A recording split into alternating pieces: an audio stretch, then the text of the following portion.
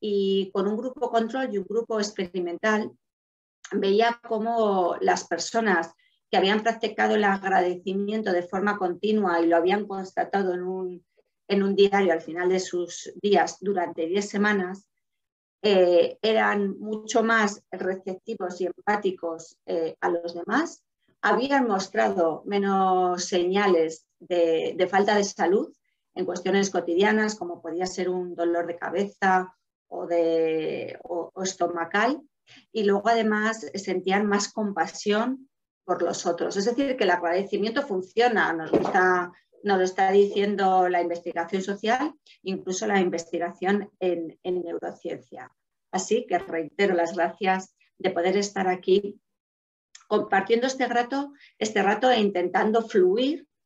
Otro elemento muy importante, como nos dice Mihaly, ¿no? del hecho de poder disfrutar, porque desde ese disfrute, desde esa sensación de fluir, somos más capaces, como vamos a ir articulando la conferencia, de aprender, desaprender, reaprender, porque son elementos para todo lo que conlleva la educación a través de estas Cs que aquí vengo a poder transmitiros, otra palabra que lleva T, con todos vosotros, con todos ustedes. Mi posicionamiento a lo largo de todo este discurso, de toda esta conversación enfocada al aprendizaje, como bien decía Sócrates, que tenía que ser al cabo esa ágora del compartir, va a tener una visión sistémica de lo que hemos ido adquiriendo a lo largo del pasado, de lo que es el presente y de ese futuro, y también mi posicionamiento, mi visión y misión ante la educación. Ofrezco práctica, así entiendo, la evidencia científica une a la práctica, esas evidencias, por supuesto el sentido común, que no falte en educación y en todos los elementos que aquí vengo a compartir, y luego con la vinculación que últimamente cada vez desde esa seguridad que creo que es importante, y desde ese reconocimiento estoy buscando son elementos de filosofía. Me parece muy importante que en educación recurramos cada vez más a esos filósofos clásicos, pero también otros filósofos que actualmente están apareciendo y que desde mi punto de vista marcan muchísimo el transcurso de la educación y todos los elementos relacionados con las TAC, con las tecnologías del aprendizaje y de la comunicación. Vamos a ir creando una historia desde esa misión o desde esa visión sistémica, una historia que creamos en elementos que creemos.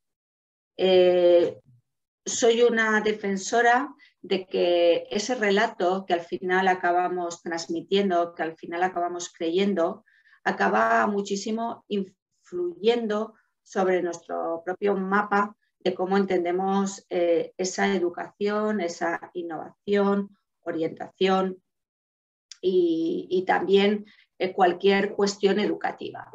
De hecho, este año se defendió una tesis muy interesante, justamente también dirigida con Santos Orejudo, sobre el poder del storytelling, sobre cómo podíamos impactar muchísimo más en lo que estamos transmitiendo, cautivando sin manipular, insisto, sin manipular, con la atención a través del relato. Y ese relato sobre todo va a ser muchísimo más impactante, no porque tenga que ser un cuento precisamente, sino porque lo que estamos diciendo realmente es coherente con lo que pensamos, sentimos y actuamos. Estamos alineados con ello. Y es así porque para ese aprendizaje, para ese metaaprendizaje, lo que es muy importante es pasar de una zona de desarrollo actual, de cómo estamos ahora, a una zona de desarrollo de crecimiento o de mejora, una CDP, ¿no? Como nos decía Vygotsky, a una zona de desarrollo potencial.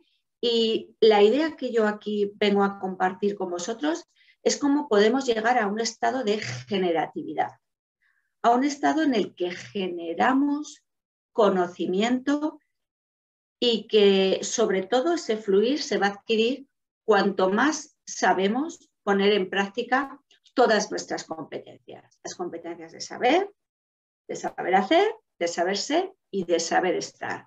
Es decir, cuando estamos totalmente desenvueltos en cualquier aspecto, como si estuviésemos fluyendo, ¿no? Como cuando pasamos a un estado de inconsciencia y en el que realmente estamos siendo a la par profesionales, como cuando conducimos y no nos damos cuenta de los diferentes elementos que estamos utilizando para conducir. Y en esa generatividad vengo a compartir elementos que como investigadora me están marcando y que luego además en nuestro grupo de investigación, EducaViva, cada vez los estamos abordando desde la sociología, desde el estudio, por ejemplo, de la influencia de la música, también desde cuestiones de psicología, de comunicación, de orientación, de coaching aplicado a la educación, de psicología positiva. Para estar en ese estado de generatividad es muy importante saber que lo más cierto que tenemos en estos momentos es la incertidumbre. Para esto hay una referencia importante con esa modernidad líquida de Bauman. Creo que el entender, no por la situación que justamente estamos viviendo de la COVID, sino por otros elementos, es muy importante para justamente dar ese aprendizaje de que no hay nada seguro y que es importante saber moverse en la cuarta ola, como dice Troffer, del aprendizaje. Por supuesto, estamos en el enfoque de la complejidad, de Eckhart Morin, que lo representa perfectamente, de que lo más sencillo, la forma más sencilla de explicar el momento en el que podemos estar en estos momentos, es decir, que es un instante complejo. Lo importante muchas veces a la comunicar a la hora en la educación o de orientar, va a saber ser dar una comunicación y una información lo más sencilla posible dentro de ese marco de la complejidad. Estamos en el enfoque también del conectivismo.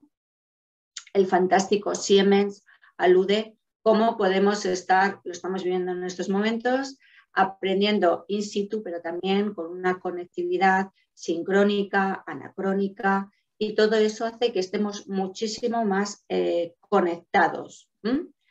Por supuesto, la fluidez, ya la he mencionado antes con Mihaly, que habla de que el ser realmente, cuando es profesional y siente pasión por lo que está haciendo, al final no se da cuenta de las horas o de la energía que puede estar haciendo porque se siente a gusto y porque ve que está aportando en beneficio de lo que él crea mejor. Luego también con una educación de la generatividad del ser.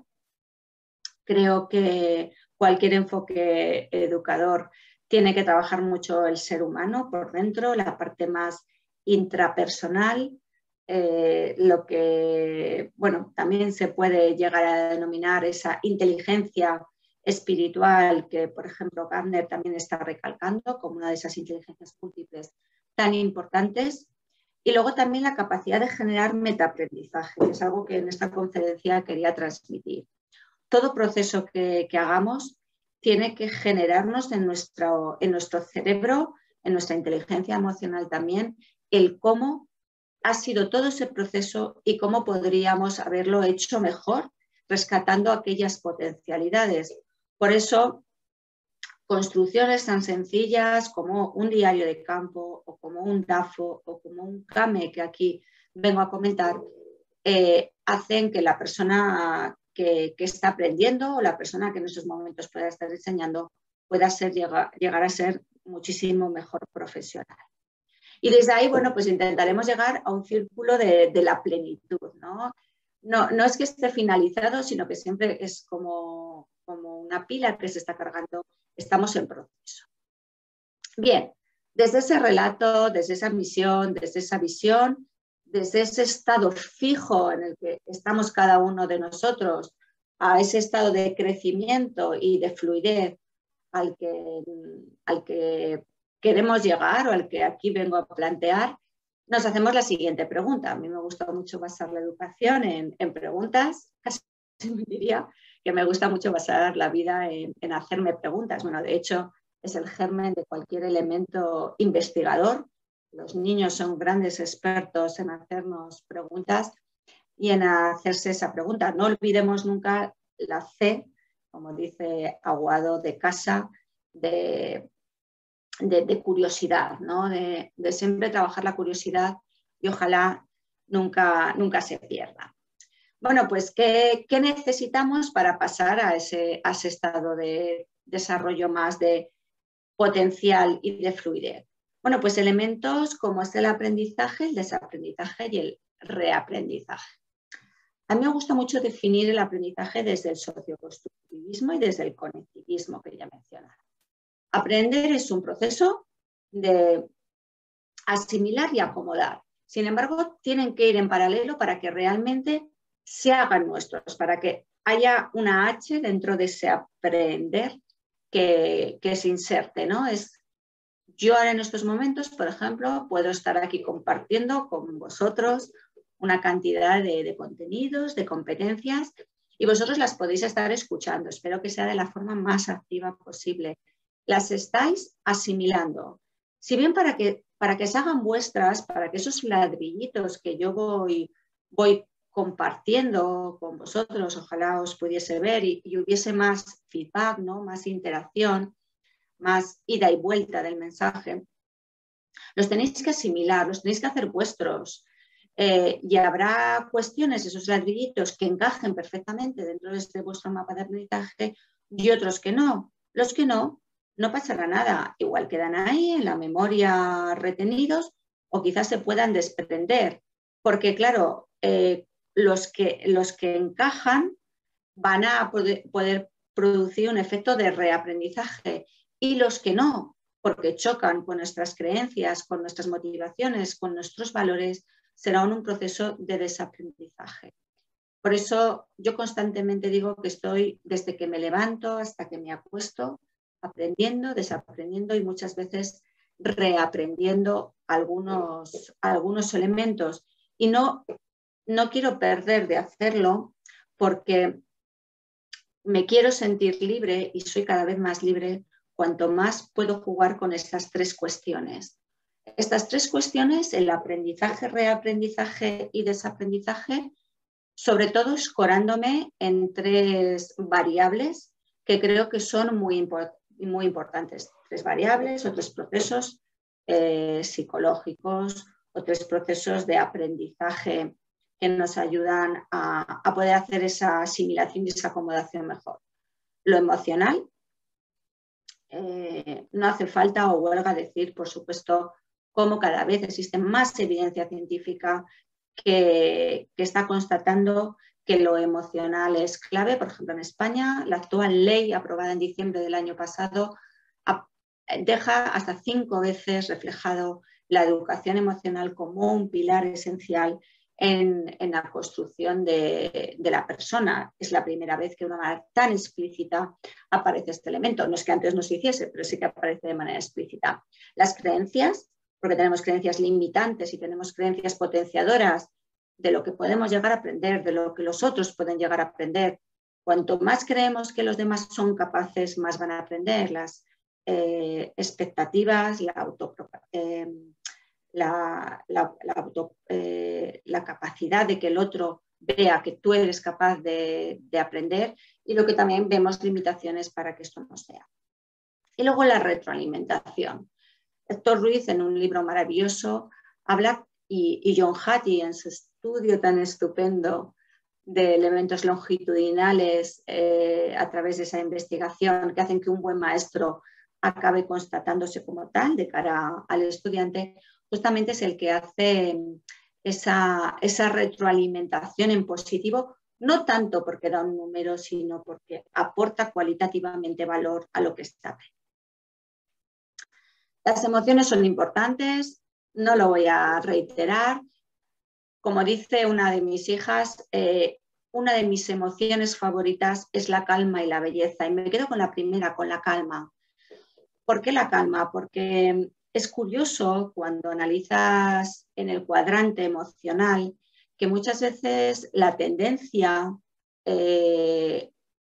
a pensar y lo que la gente habitualmente cree es que se aprende mucho más desde la alegría, ¿no? Por ejemplo, desde la exaltación, ¿no? Desde cuando estás contento.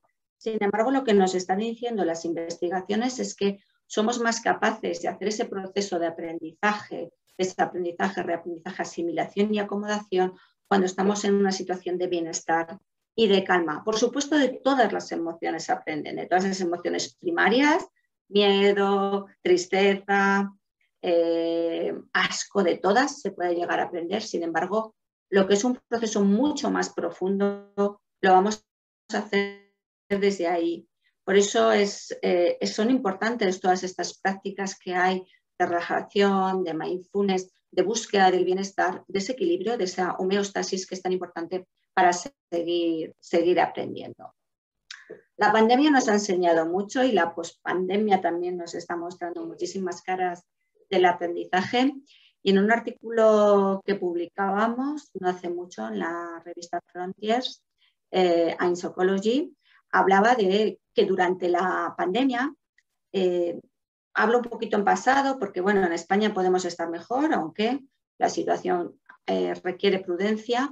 Sobre todo se han vivido estados de ansiedad, si bien también hemos crecido, por lo menos en este estudio en el que entrevistábamos a estudiantes de diferentes niveles, incluido universidad, y también a familias, pero también nos ha influido en el sentido positivo de tener más empatía cognitiva, más capacidad de ponerse en el lugar del otro, por lo menos de manera racional, y también más sensación de bienestar y de compasión. Y es que hemos visto en ese tiempo cómo se han ido avalando muchísimas cuestiones que nos ayudan a aprender y a desaprender, como ya recogían Neumann y Guterman. Hemos apreciado más la familia, hemos apreciado también más cómo podemos ser capaces de conciliar, cómo los elementos emocionales son claves para poder realizar este proceso de asimilación y cómo también ese acompañamiento tan importante que se tiene que hacer en cualquier proceso de aprendizaje, que es la orientación, es mucho más significativo cuando se hace de manera individual y personal con cada niño. Pues bien, desaprendizaje, reaprendizaje realmente tiene muchísimo que ver con el hecho de plantearnos si estamos en la tercera ola o, como señalan autores actualmente, en la cuarta ola del aprendizaje, como dice Giorgio y Toffler más adelante. Los analfabetos del siglo XXI, no sé si están ustedes de acuerdo, si estáis de acuerdo, no serán aquellos que no sepan leer y escribir, sino los que no sepan aprender, desaprender y reaprender. Y por eso yo siento con tanta pasión la educación y la ciencia, ¿no? La ciencia de la educación, porque creo que ahí tenemos mucho que decir para que las personas estén totalmente preparadas para hacer ese aprendizaje y ese metaaprendizaje desde esa crítica constante constructiva, desde esa creatividad, como, bueno, pues recientemente hablan de las Cs, ¿no?, que la educación tienen que tener para impactar. Bien, siguiendo con la pregunta de qué necesitamos, nos planteamos algunas cuestiones que creemos que son importantes. Necesitamos tener fortalezas. Luego lo resaltaré, no solo esas fortalezas de Seligman, sino también esas fortalezas basadas en el ser y en el estar. Creo muy importante que necesitamos estar atentos a las falacias, a las falsas noticias, aquello que crea disonancia cognitiva y plantearnos que si está creando algo dentro de nosotros con lo que no estamos de acuerdo, tenemos que saber buscar información y no dejarnos arrastrar. Aquí tenemos que tener muchísimo cuidado con todo lo que son los elementos de redes sociales o de noticias que incluso aparecen en medios de comunicación, para que seamos lo más capaces posibles de discernir. En ello será esencial que nuestra comunicación, y también detectando la comunicación de los demás, ver esos filtros de Sócrates, esa bondad, esa utilidad y esas ganas de impactar en el otro diciendo la verdad. A mí los filtros de Sócrates me ayudan mucho a la hora de comunicar y de filtrar lo que estoy escuchando. Por supuesto, estar bien informados, formados, esos 4 pilares que ya he dicho, el saber hacer, saber ser y saber estar, mezclados con el sentido común, la autocrítica y la crítica constructiva y, desde luego, desde cualquier elemento que estemos, pero más, bueno, pues desde aquí los que estamos, ¿no? A través de ISEP y, en mi caso, desde la Universidad de Zaragoza, con rigor a través del método científico. Ahondando más en esa necesidad, vamos a resaltar 3 elementos que para mí son esenciales en este relato que estoy intentando construir. El pensamiento, la psicología positiva, la pedagogía basada en esas metodologías ágiles y activas. En cuanto al pensamiento, comparto con la audiencia un autor y una investigación que me está encantando, me está cautivando. Cada vez indago más en ella, que es la de Ron Richards, sobre todo de las publicaciones de 2015 hasta ahora, que hablan de su cultura de pensamiento. En cuanto al elemento positivo, no he entendido nunca con la idea del happy, del todo vale, de si tú quieres, tú puedes y ya está, sino bien fundamentado con Seligman, autor de referencia ya con la teoría de la indefensión aprendida. No tenemos que olvidarnos que ahí ya fue un antes y un después, hasta ahora, que habla de sus fortalezas, como luego comentaré. Y la pedagogía, entendiendo que nos va a ayudar mucho el aplicar en educación todo lo que son metodologías activas, ágiles, cooperativas, si bien no nos podemos olvidar nunca del adjetivo de profundas. Yo creo que eso es lo que marca. No me voy a poner a hacer un design thinking, un ABP, un aprendizaje por retos, si no veo hasta qué punto eso va a calar. La innovación no puede ser una moda, la innovación tiene que partir de una necesidad, tiene que haber un aval científico, una fundamentación y una rigurosidad en valorar que eso está impactando, no solo quedándonos con la parte del iceberg que se ve, sino con lo más profundo, porque si no, es, digamos, una educación o una innovación o incluso una investigación de fuegos artificiales, y eso, bueno, pues no lo comparto. Centrándome en pensamiento, vamos a ir comentando estos 3 elementos. Tenemos lo que son las fuerzas culturales, las fuerzas, como dice, de pensamiento, Ron Richards, que tenéis ahí reflejadas. Simplemente las voy a comentar para que os quede en vuestra cabeza y que luego, digamos, que sean POSIT, que no olvidemos, o como yo suelo hacer muchas veces cuando entro a una clase, y es volver a releerlos para hacerlos más vivos. Lo primero son lo que son las rutinas de pensamiento. Yo muchas veces empiezo en clase preguntándoles con un cuadro muy sencillo el cómo estás, qué es lo que piensas y qué es lo que pretendes. Les paso esta cuartilla, la rellenan y a partir de ahí pues seguimos la clase. Previamente, para mí algo muy importante es iniciarla con un ratito del aquí y el ahora, mindfulness, para que estén centrados en lo que vayamos a hacer. Otra fuerza cultural de aprendizaje es el modelaje. No olvidemos que la forma o una de las formas más importantes que tienen nuestros estudiantes, o digamos el proceso educativo, me da igual formal, no formal e informal, es que somos ejemplo, se aprende por modelado. No lo olvidemos nunca, y también por contramodelado, por lo que no nos gusta. Crear el ambiente, cuánta investigación está habiendo en relación a crear ambientes inspiradores o lo que es la pedagogía basada en ambientes dentro del aula. Oportunidades, dar siempre oportunidades positivas para que aprendamos todos, pensar en positivo, no en el laissez-faire, pero sí en ofrecer, y esto ya lo decía Montessori, ¿no? La oportunidad de poder adquirir un objeto sin tener que pedir ayuda, eso ya es un reto, eso ya es algo que empodera a la persona que tienes delante. La importancia de la interacción, de la escucha activa, La escucha activa es un elemento de aprendizaje muy, muy importante. Muchas veces los niños simplemente con ser escuchados ya están recibiendo mucho.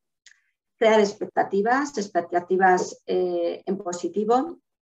Nuestro lenguaje articula el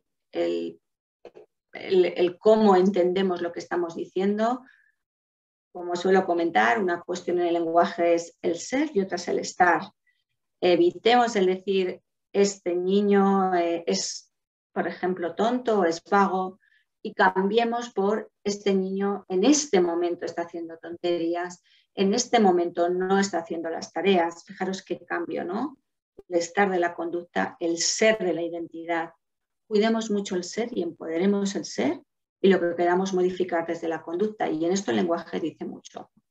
Dejar tiempo para la calma, esta tendencia, ¿no?, de la educación en la calma, yo creo que es importante en su ritmo, ¿no?, aunque tengamos que cumplir todos nuestros currículos. Desde la psicología positiva tenemos a Seligman. El gran Seligman, otro autor como Richard y como muchos que he mencionado, que, bueno, pues que aún tenemos la suerte de que viva. Seligman habla de las fortalezas investigadas a lo largo de diferentes culturas. Por ejemplo, en mi facultad tuvimos un tiempo un árbol en el que teníamos estas fortalezas a modo de frutas y era bonito ver cómo a veces se les preguntaba ¿con cuál te sientes identificada? Y ponían el nombre pegado con un post-it dentro de esa fortaleza. Las voy a decir porque el lenguaje nos ayuda a interiorizar, aunque las pueda leer en estos momentos y es fácil encontrarlas en cualquier recurso informático o también impreso. Amor, sabiduría, creatividad, belleza, gratitud, prudencia, humor, liderazgo, justicia, espiritualidad, humildad, curiosidad, persistencia, pensamiento crítico, amabilidad, ciudadanía, honestidad, perdón, entusiasmo, valentía, deseo de aprender, inteligencia social, esperanza y autocontrol. Es importante que en un pequeñito ejercicio la audiencia puedan pensar en estos momentos cuáles son 3 fortalezas que consideran vuestras y cuáles son 3 fortalezas que les gustaría mejorar. Porque todo eso, como diría mi querido Fermín, también va haciendo marca, que es en lo que te destaca de estas fortalezas. Además, la marca es algo que luego comentaré a continuación. En cuanto a la pedagogía, ya lo he dicho, la pedagogía para poder poner en práctica todo esto, aparte de la clase magistral participativa, que yo soy una gran defensora de la misma, están todas las metodologías activas y ágiles. Ahora justamente con los fondos Next Generation, que bueno, la Unión Europea está potenciando, está habiendo mucha formación, tanto en FP o se pretende que haya y en universidad, para poder hacer un pensamiento ágil de muchas cuestiones que nos puedan estar pasando para justamente preparar al estudiantado a esa zona de incertidumbre que Bauman nos comenta, como ya he dicho anteriormente. Las metodologías activas se centran en el alumno, normalmente se hacen en equipo, desarrollan las competencias comunicativas, parten de la experiencia y respetan los intereses. Si bien, insisto, tenemos que ser capaces de no solo quedarnos en lo que es el escaparate de venga, estudiantes, vamos a hacer equipos y en ese movimiento, sino en ir más allá, ¿no? Y muchas veces la investigación es lo que nos va a ayudar a ir más allá. Pues bien, ¿qué necesitamos? Pensamiento, la parte de psicología positiva y esa pedagogía para ir trabajando lo emocional, las creencias y la retroalimentación. Y todo esto para llegar a algo que también venía a compartir con vosotros, como se ha presentado en el pequeñito abstract, resumen de mi ponencia. Al final lo que tenemos que construir, hablo de nosotros, de los docentes, son profesionales, tenemos que ser profesionales, que seamos docentes, que investiguemos, que hagamos ciencia, que muchas veces estemos en cuestiones de gestión, que además nuestra gestión va a ser muchísimo mejor si está avalada en investigación. Yo cuando ahora en mis cargos de dirección decido, por ejemplo, no empezar hablando, sino escuchar a todas las personas, realmente me estoy basando en la importancia de la escucha activa, de lo que nos está diciendo o de una de las competencias de las personas altamente eficaces, como nos dice Covey, es decir, que pongo en práctica lo que investigo, personas que innovemos, que hagamos transferencia y lo más importante, que nos planteemos qué queremos ser como personas, como personas que viven nosotros, qué queremos aportar en el mundo.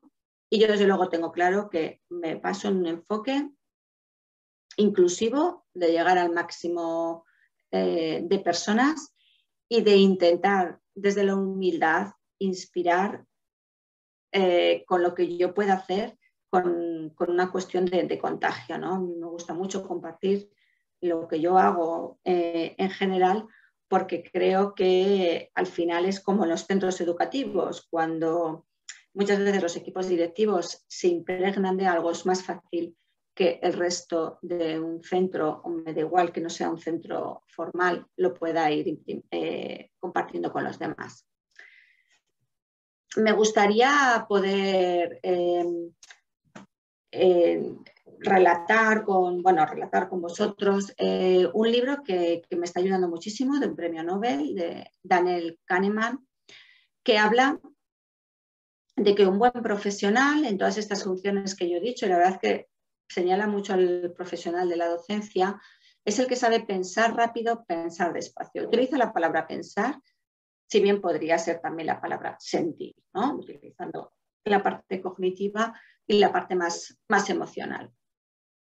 Esta idea de utilizar las dos partes del cerebro para poder activarlas. De hecho, yo creo que es muy importante una pregunta para nosotros profesionales de la educación: ¿qué es lo que puedo hacer rápido? ¿Qué es lo que puedo hacer lento cuando investigo o cuando innovo? Me lo tengo que plantear, ¿no? Y no me voy a detener mucho, pero sí que os animaría a hacer este tipo de cuadrante sobre qué cuestiones puedo hacer muy rápido, como puedes anotar ideas, y cuáles tengo que hacer de una manera muchísimo más pausada, cómo es evaluar, cómo es retomar puntos positivos y negativos, cómo es analizar resultados, cómo es leer bibliografía, cómo es redactar un proyecto o un artículo. Porque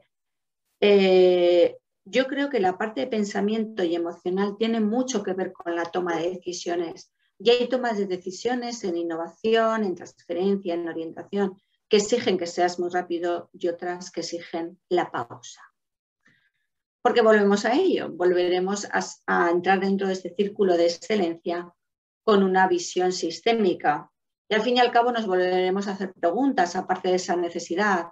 ¿Qué elementos de autorreflexión necesito? De ser proactivo, de acción científica, de práctica y de aportar a la sociedad. Y todo ello, y no porque esté, digamos, de moda, desde los objetivos de desarrollo sostenible. Cada vez voy poniendo esta diapositiva en diferentes idiomas porque me parece como que me inspira y puede ser más un elemento global. Desde luego, no solo en esa educación de calidad, el objetivo 4, que parece la más obvia y que nos une a todas las personas que estamos aquí, sino también pues porque todas están interrelacionadas o producen sinergia. En mi docencia, y ya no porque me lo diga la guía docente o me lo marque en mi universidad, sí que intento ir abordando todas estas cuestiones por un compromiso social, que no es que antes no lo hiciese, que no es que antes vosotros no lo hicieseis, sino que digamos que ha aparecido en este paraguas de los ODS y con sus 169 metas que tan importantes son. Y todo esto al final lo acabamos construyendo con nuestra marca personal como profesionales en la docencia, en la investigación, en la transferencia, en la investigación, en la innovación y en la gestión. Les voy a dejar un vídeo que me gusta mucho abordarlo con mis estudiantes, en el que van apareciendo diferentes frases de lo que puede ser eso de la marca personal y que simplemente, además teniendo como oyente a un experto como es Fermín Carrillo, que os quedéis con alguna de las frases que se dice, porque a partir de ahí podríais trabajar mucho vuestra marca personal en todas esas funciones de orientación, innovación, transferencia y que distinguen, ¿no? Que hacen que os llamen o no os llamen, que os inviten, que no os inviten, hasta de un café, ¿no? Vamos a hablar sobre la posible investigación o el reto que queramos ir haciendo. Porque además de ello, acompañado con el DAFO, de esa cuestión de mi carrera investigadora, innovadora, docente, debilidades, amenazas, fortalezas y CAME. Pero si vamos un poquito más y hacemos un CAME como es corregir debilidades, afrontar amenazas, mantener fortalezas y explorar oportunidades, nos va a dar una realidad más profunda de eso, de cómo me posiciono como investigador, cómo me posiciono como innovadora, como transferente e inspiradora. Pues bien, voy a poner este vídeo, perdonad que me he ido, y me decís, por favor, si se escucha bien.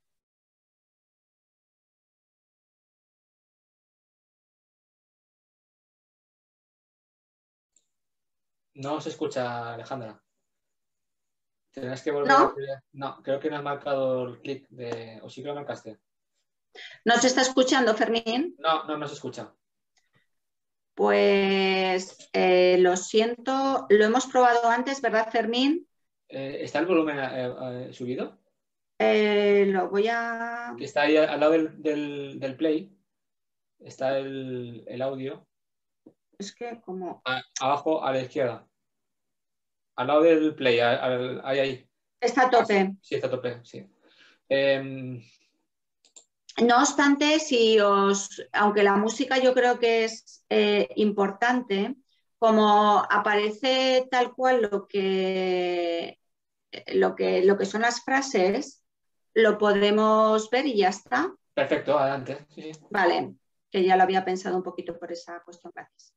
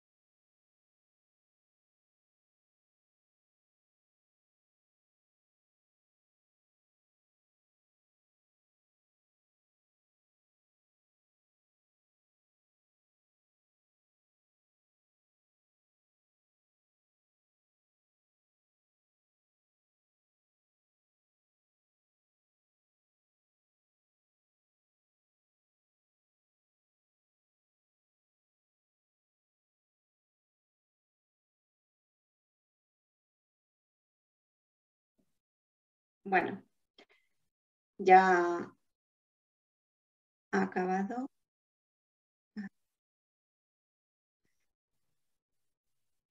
Um, Ahora perdonad que para hacerlo otra vez volver a... Tendrás que darle a escape, dale a escape. Vale, gracias. Perfecto. Muy bien. Gracias. Bueno, pues luego si acaso en el turno de preguntas o de comentarios podemos ver con qué frase a priori os quedaríais, ¿no? A mí siempre hay una que me llama mucho la atención, que es la de Margaret Thatcher, y luego, bueno, pues si viene a colación señalaré otra diferente, porque muchas veces sí que es cierto que según el momento que estás vital y profesional te puede llegar a impactar una u otra. Pues bien, vamos a ir llegando a las preguntas de qué es investigación, de qué es innovación y de qué es transferencia.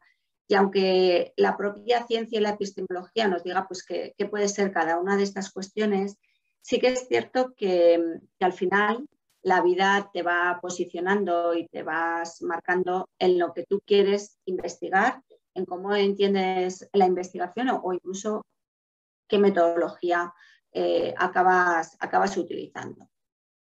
Pues bien, voy a resaltar simplemente algunas ideas de la vinculación entre innovación e investigación, porque además es un reto que en mi cargo de gestión tengo ahora, que en muchísimas formaciones, bueno, porque he tenido la suerte de poder ir a diferentes universidades, veo que aparece constantemente. Y fijaros, en esta ponencia, y por ajustarme al tiempo, hay dos temas que me gustaría que quedasen claros. Una, que no toda investigación ha de ser innovación, ¿de acuerdo? Podemos investigar sin que eso nos acabe llevando a una innovación, puede que sí o puede que no. Y no toda innovación ha de conllevar una investigación, aunque sí que se enriquece. Yo, por ejemplo, ahora que estamos preparando en la Universidad de Zaragoza toda la nueva propuesta de programas de innovación, sí que se está invitando a que pueda estar unida. Sin embargo, no tiene siempre por qué. Sí que es verdad que existen los I+D, +I o todos los componentes, pero no tiene por qué. Y yo creo que esto también es importante que acabe quedando, que quede claro.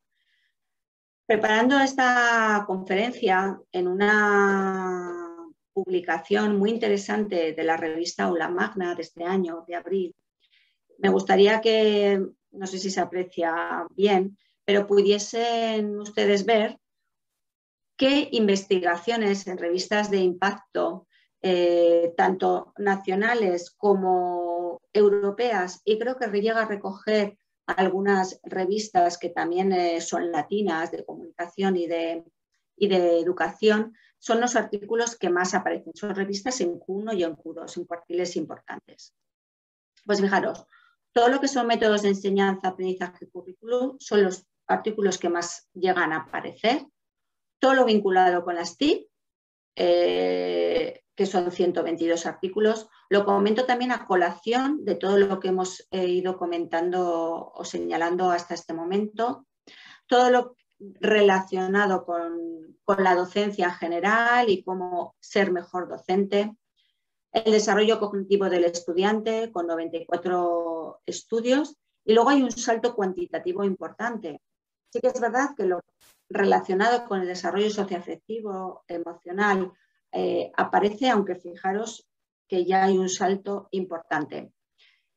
Y al final, todo lo que es el estudio, por ejemplo, relacionado con autores clásicos, libros de texto, preparación para el trabajo, inserción laboral, familias, que es muy importante, no aparece de forma tan llamativa. A mí esto, bueno, pues aparte de un interés científico por saber lo que se está haciendo, es verdad que cuando lo veía decía, hace 25 años, cuando empecé mi tesis, justamente el tema, por ejemplo, de los libros de texto, de la validación de instrumentos, de cuestiones más relacionadas con la inserción, eran temas, no sé, claro, también estaba investigando sobre esa línea, que aparecían muchísimas publicaciones. Sin embargo, cómo ha cambiado y nos estamos centrando pues, en esa cuestión más relacionada con el aprendizaje vinculado con los métodos de enseñanza y de currículum. También me parece importante que resaltemos 6 variables que yo siempre digo que tienen que ser el ABC de la innovación. Ha de estar fundamentada con evidencias, debe ser sistematizada. No creo en esta innovación de, venga, vamos a hacer algo ya rápido, porque acabo de hacer un curso fantástico sobre el ABP y me apetece ponerlo en práctica, sino que tiene que haber una sistematización de cómo innovar. No puede haber una innovación si no es inclusiva y ética. Ha de estar evaluada tiene que ser factible su evaluación, unida a la investigación siempre que se pueda y que produzca un elemento de transferencia y visualización. A mí me encanta cuando en los proyectos de innovación aparece la memoria pública para que todo el mundo la pueda ver, para que haya congresos y jornadas en las que puedas compartir aquello que innovas, porque es verdad que desde ese contagio puedes aprender. Has de tener cuidado cómo lo transfieres a tu ámbito, pero puedes aprender muchísimo. Y es que esa transferencia que se nos está demandando tanto desde el mundo universitario, desde cualquier ámbito de educación, yo diría no solo superior, sino de educación, también nuestros niños que están en educación infantil y primaria tienen que saber luego ponerlo en la práctica, en la realidad. Es un ejercicio de algo que me encanta. El siguiente libro que voy a publicar justamente tiene que ver con ese título de la educación inspiradora y cuáles son los pilares para hacer una educación que inspire y que transfiera. La transferencia, según el informe Included, que es un informe realizado por Ramón Flecha, muy bueno, la define como un proceso colaborativo que permite transmitir a un tercero el conocimiento generado, en este caso en la universidad, porque Included se hace en la universidad, daría igual el campo, para que este usuario pueda aplicarlo con funciones que ellos dicen que tienen que ser en 3 sentidos: científico, social y político. Cuánto defiendo cada vez más que las decisiones políticas estén basadas en evidencias científicas. Ojalá fuese así. Y sinceramente creo que nos iría mejor en muchos casos.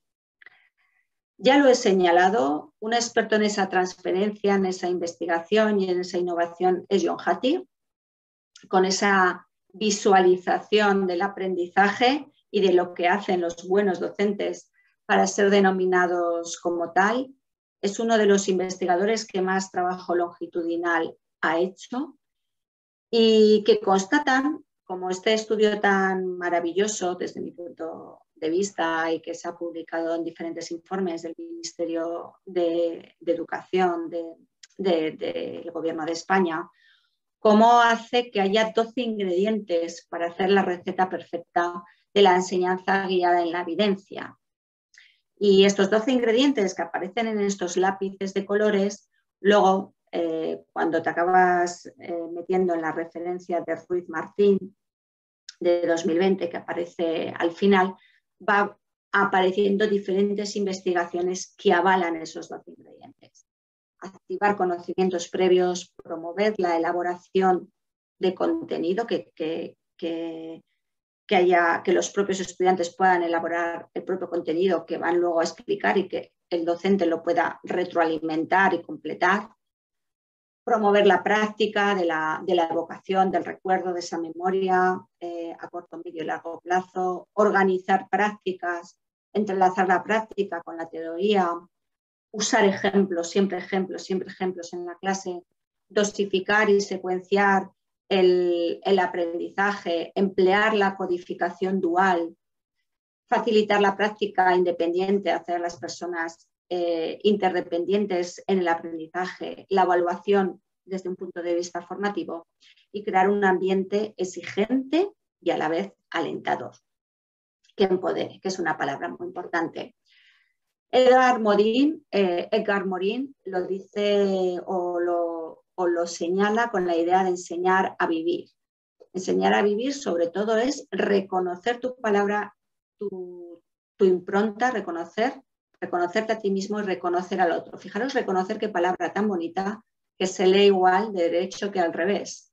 Y en el aprendizaje, desaprendizaje y reaprendizaje tiene mucho que ver el reconocimiento. Europa 2020-2030, con sus estrategias, no solo por los fondos Next Generation motivados por la pandemia, van en esta línea en invertir muchísimo en aprendizaje. Antes de ayer recibía un correo de la unidad de formación profesional que justamente me invitaban a participar en este think tank para crear estrategias muy vinculadas con esas metodologías ágiles y profundas. Bueno, yo he insistido mucho en profundas para los futuros profesionales que en estos momentos se están formando. Y bueno, ya para ir finalizando e intentándome ajustar lo máximo posible, quisiera recomendar algunos libros con los que hemos estado trabajando, muchas estrategias transformadoras para la educación, una visión para el siglo XXI, en el que hemos sido coordinadoras 3 docentes y que reflejan algunas de las cuestiones que he venido a comentar, y algo que siempre me ha parecido muy interesante, aportando evidencia científica, que es el coaching aplicado en el mundo educativo. Bueno, pues porque todo ello hace pues que se acaben reflejando muchas de las cuestiones que aquí he manifestado de una manera casi diría que sucinta, ¿no?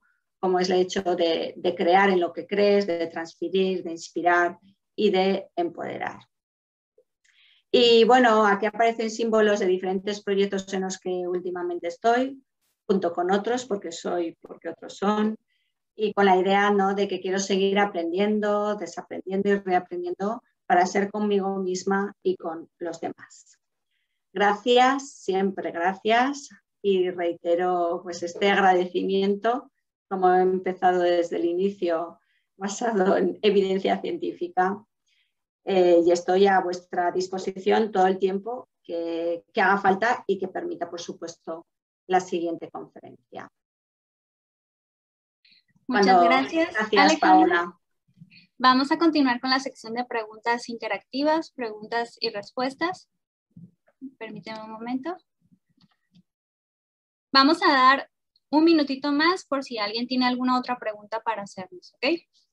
Mientras, dice Lien Guevara, ¿qué pequeños casos puede hacer un docente para trabajar las fortalezas en él mismo y transmitirlas a los alumnos a corto plazo? Bueno, muchísimas gracias por la pregunta. Si en concreto el compañero se está refiriendo, no sé si era hombre o mujer, perdonad, que no he entendido. Lien Guevara. Vale, de acuerdo. Si la idea es cómo trabajarla en aula, las fortalezas de Seligman, la verdad es que todo lo que es el enfoque de psicología positiva es muy plausible, pues desde diarios del agradecimiento, por ejemplo, hasta decir 3 palabras positivas a los demás. Es decir, todo esto son cuestiones prácticas que allá va el científico de que funciona. ¿De acuerdo? Y lo que he comentado de las fortalezas, ya he dicho la idea que nosotros tuvimos en el hall de la facultad, y es que teníamos un árbol en el que aparecían todas esas fortalezas y al lado estaba una cajita de POSIT, y la idea era que si tú ponías tu nombre, pues por ejemplo Paola, ya pues una fortaleza mía es la valentía, la ponías ahí. Se puede abordar pues desde esta manera tan sencilla, como ya os he dicho, 3 fortalezas que crees que tienes, 3 fortalezas que te gustaría mejorar. Esas que te gustaría mejorar, ¿qué podrías hacer para hacerlas? Un autoanálisis, que los demás te digan también qué fortalezas ven en ti en positivo y qué fortalezas crees que podrías mejorar, porque así tienes un análisis de tu marca interna y de lo que los demás te dicen, porque a veces coincide tu visión de ti mismo y otras veces no tanto. Y la verdad es que yo lo tengo casi integrado en mi vida personal y profesional, y creo que es muy, muy propicio el trabajar. Va muy relacionado actualmente con toda la idea de la disciplina positiva, que se está trabajando muchísimo, ¿no? El cómo el lenguaje que utilizamos a la hora de educar impacta muchísimo, se utiliza así, el término disciplina, que es un poquito a veces, ¿no?, cuando lo escuchas como contradictorio en esa educación, digamos, basada en la libertad y en la rigurosidad, pero bueno, no obstante, yo creo que estos enfoques que cada vez están teniendo más aval científico de disciplina positiva también están muy bien. Gracias. Muy bien, muchas gracias. Ahora vamos a responder a Mauricio Gómez. Él nos dice, Gracias. muchas gracias, Alejandra. ¿Cuáles son, a tu parecer, los filósofos de cabecera para la educación de hoy y el futuro cercano? Bueno, pues desde luego, yo leer todos los clásicos, yo cuando aludía a esta cuestión, pues hay un libro maravilloso que se llama Filosofía para niños, que lo recoge muy bien. También La vida de la filosofía es un libro que a mí me está ayudando. Bueno, Aristóteles, Sócrates, Kant, para mí son referencias muy importantes. Schopenhauer muchísimo más actual. Adela Cortina, Amelia Valcárcel como filósofas muchísimo más actuales. Bauman no es filósofo como tal, se le enfoca más desde esta sociología, pero también creo que tiene una gran significatividad en estos momentos. Muy bien, muchas gracias. Ahora vamos a responder a un espectador anónimo. Dice, ¿de qué manera podemos iniciar a nuestros alumnos en este proceso de aprender, desaprender y reaprender en cada una de nuestras clases? Bueno, he intentado, ¿no?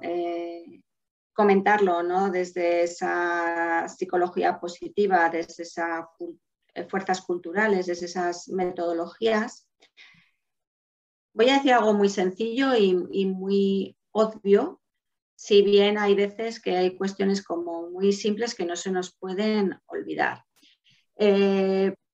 Primero, con una actitud de respeto y de aprendizaje muy importante y de reconocimiento a la persona que tenemos delante, nuestros estudiantes. A mí me encanta entrar en clase, bueno, pues con una sonrisa, con una pregunta de cómo están a nivel emocional. Yo utilizo estrategias desde el termómetro emocional o la flor de Punktlet o los 4 estados emocionales o la parte intra, inter. Bueno, voy utilizando diferentes elementos. Y algo que es muy de Sócrates, la mayéutica socrática, que es la pregunta, el arte de la pregunta. Lo que explicas, poderlo cuestionar. ¿Qué es lo que te llevas de lo que yo aquí he explicado? ¿Cómo lo transfieres? ¿Cómo lo podrías transferir a tu vida? ¿Qué es lo que criticarías de lo que yo acabo de exponer? ¿Qué es lo que no? ¿Qué es lo que a ti te ha producido un impacto en ti? Dime un ejemplo de esto que acabo de explicar que lo puedas llevar a tu vida. La pregunta es potente. Un ejercicio que yo hacía el otro día, que está, por ejemplo, basado en cultura de pensamiento de toda la escuela de Harvard, que es el semáforo, ¿no? Muy sencillo, rojo, ámbar y verde. ¿Qué es lo que te ha gustado y te quedas de lo que yo he explicado? Y además, desde esa libertad y respeto, para que sea así. ¿Qué es lo que no sabes? Porque tienes ahí dudas, ¿no? De si aprenderlo o desaprenderlo. ¿Y qué es lo que no te ha llegado? ¿Qué es lo que no te ha impactado por la razón que sea, ¿no? Un rojo, verde y ámbar. Eso también como un elemento evaluador muchas veces de ponencias lo he utilizado y me gusta. Al final es un compendio, ¿no? Un compendio de herramientas que te puede ofrecer desde el conductismo, porque dar un refuerzo positivo es muy importante y eso es conductismo puro, hasta elementos más basados en el empoderamiento, que pueden ser más cuestiones desde su humanismo o coaching aplicado a la educación, lo queremos denominar, conectivismo, el cognitivismo, por supuesto, el hacerles pensar y sentir.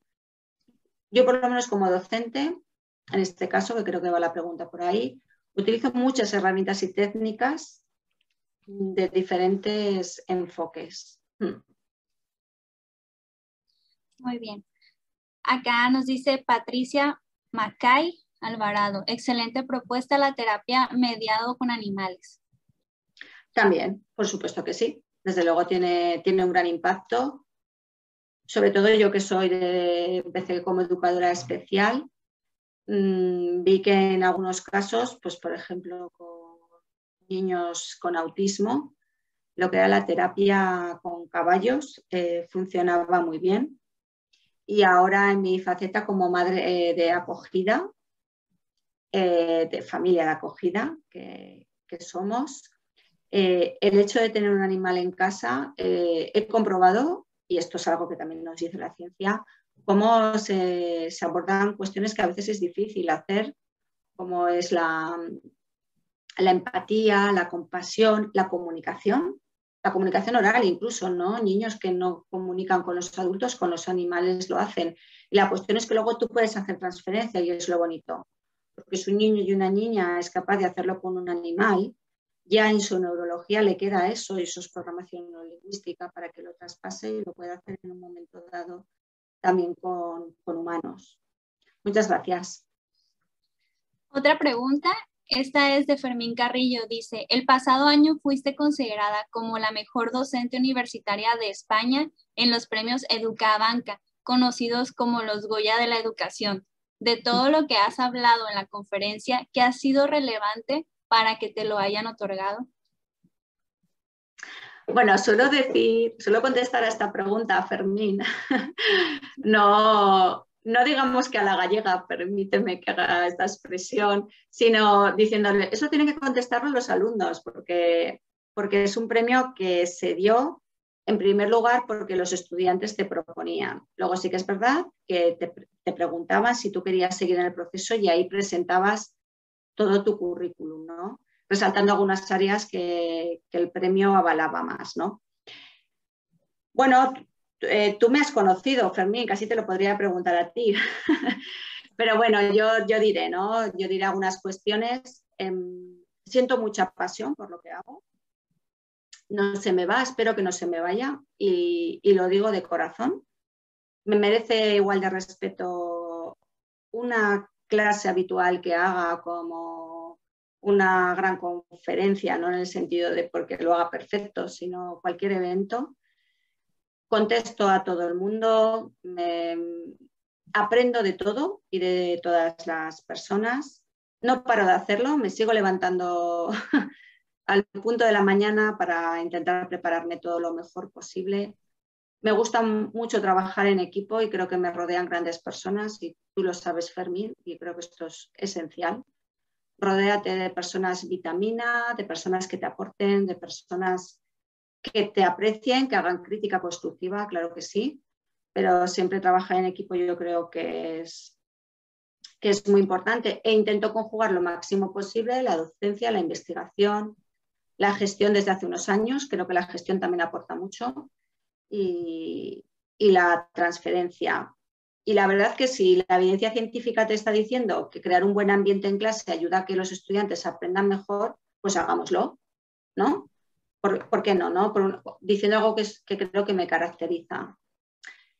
Y bueno, no sé, son muchos elementos, pero bueno, fundamentalmente lo que a mí me llegaron a decir es que los estudiantes habían manifestado que era una profesora que me preparaba muy bien las clases, que les dejaba participar mucho, que se sentían respetados, que actualizaba la información que les estaba dando y que daba voz a agentes externos que ellos pensaban que era importante para completar la información que estaban aprendiendo. Pues así es. Sí, por matizar su respuesta, yo añadiría una frase al servicio que has puesto sobre la marca personal. Para mí la marca personal es que la gente te elija, ¿no?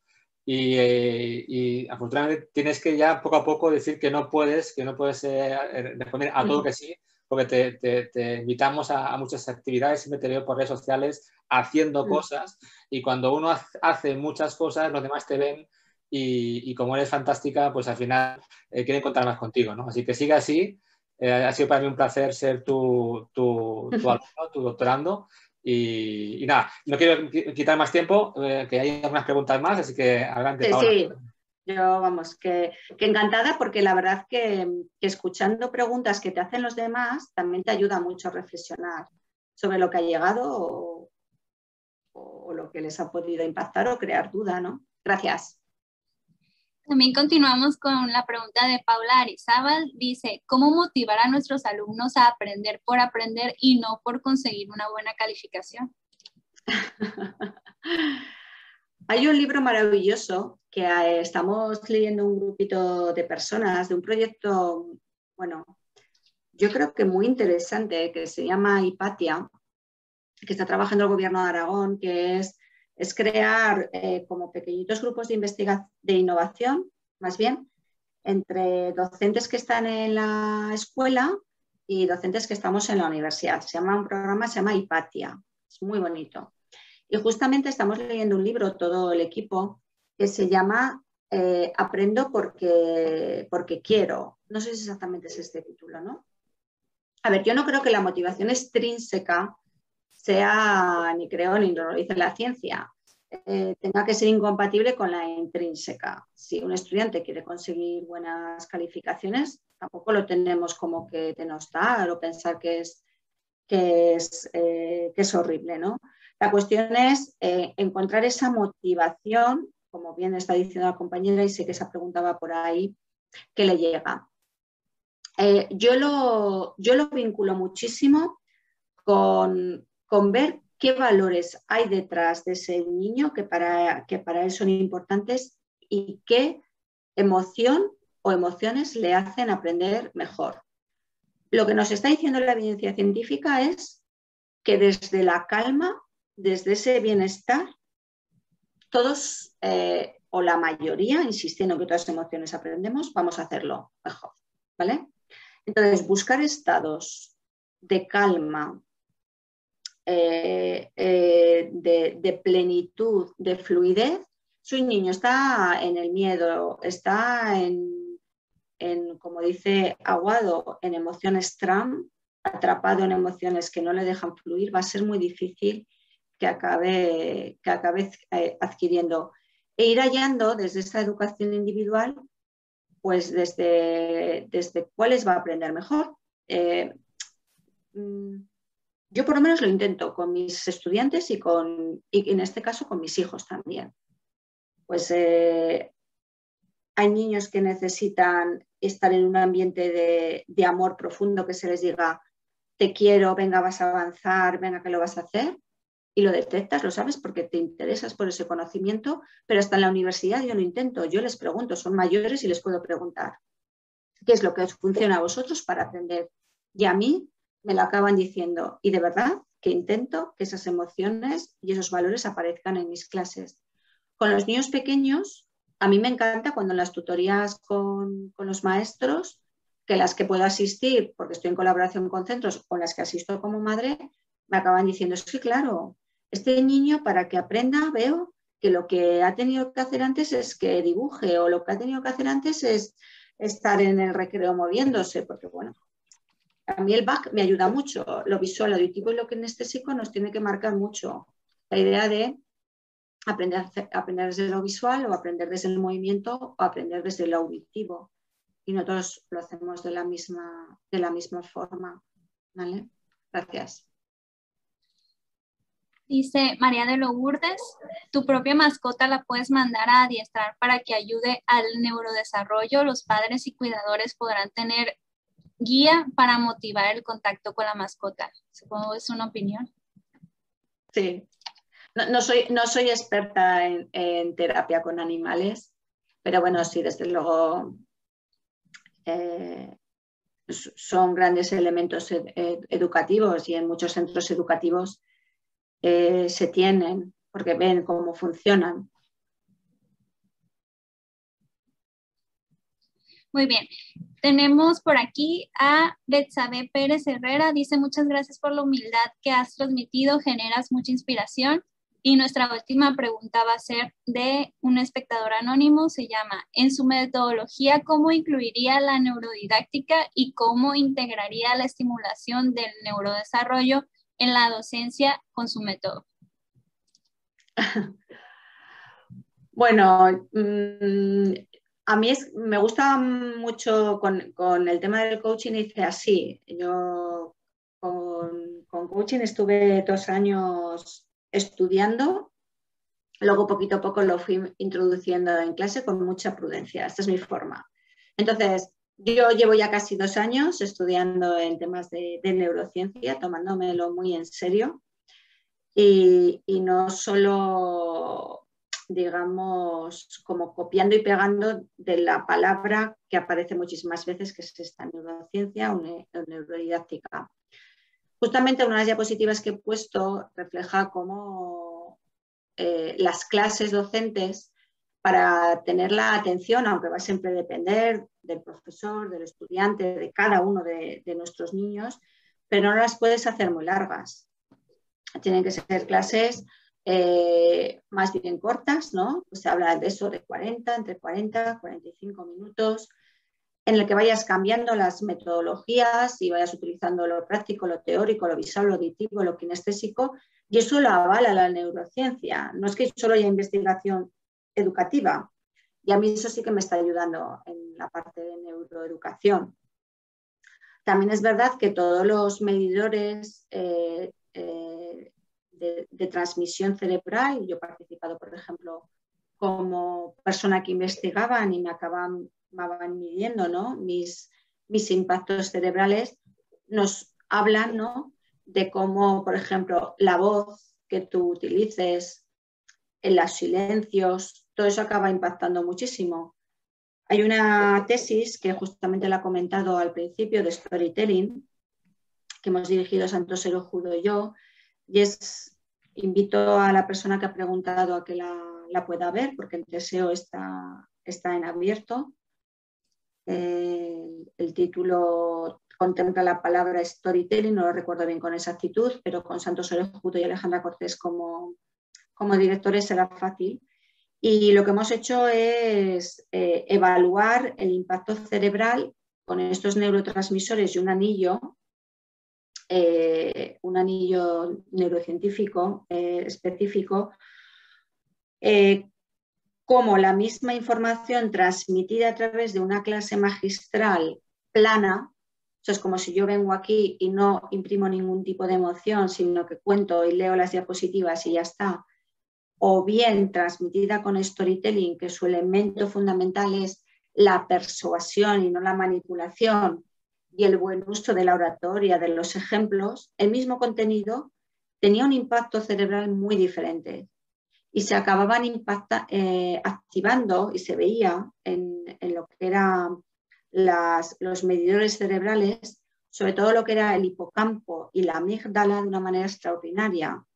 Y por la pregunta ya sabrá el compañero o la compañera, perdonad, no recuerdo en estos momentos, qué importancia tiene el hipocampo y la amígdala cuando estamos aprendiendo, porque están muy vinculadas todos los elementos de la oxitocina, de otras hormonas y activadores cerebrales para aprender. Y se veían mucho más activos cuando la píldora formativa estaba basada en el storytelling, en esa emoción, a que cuando era una historia contada de forma plana.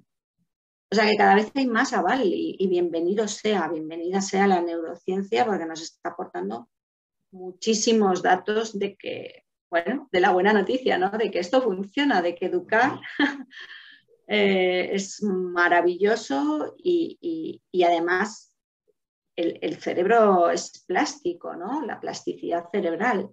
Muchos elementos que nos vienen de serie y otros que con el aprendizaje podemos modelarlos, y estos elementos neuronales y de la sinapsis pueden modificar muchísimas de las conductas que estamos aprendiendo. Gracias. Agradecidos por la brillante exposición y toda nuestra admiración para la doctora Alejandra Cortés. ¿Hay algo más que te gustaría agregar, Alejandra, para cerrar la conferencia? No, bueno, la verdad que no, reiterar, bueno, pues ese agradecimiento. Me hubiese encantado, porque yo soy muy de lo presencial, aunque entiendo que esta presencialidad sincrónica también aporta y nos acerca. Y bueno, que estoy a vuestra disposición a través de redes, que ya sabe Fermín que me encanta utilizarlas. Y luego, bueno, pues mi correo electrónico es alcortés@, bueno, lo pongo aquí si me permitís. Y bueno, pues para cualquier cuestión estoy totalmente a vuestra disposición. ¿Quieres estar al día de todo lo que ocurre en ISEP? Síguenos en las redes sociales y no te pierdas nada. Actualidad, entrevistas con expertos, masterclasses, sesiones clínicas, vida estudiantil, eventos y mucho más. Podrás encontrarnos en Facebook, Twitter, LinkedIn, Instagram y YouTube.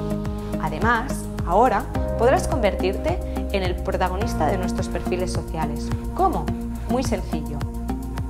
Cuéntanos cómo está siendo tu experiencia en ISEP.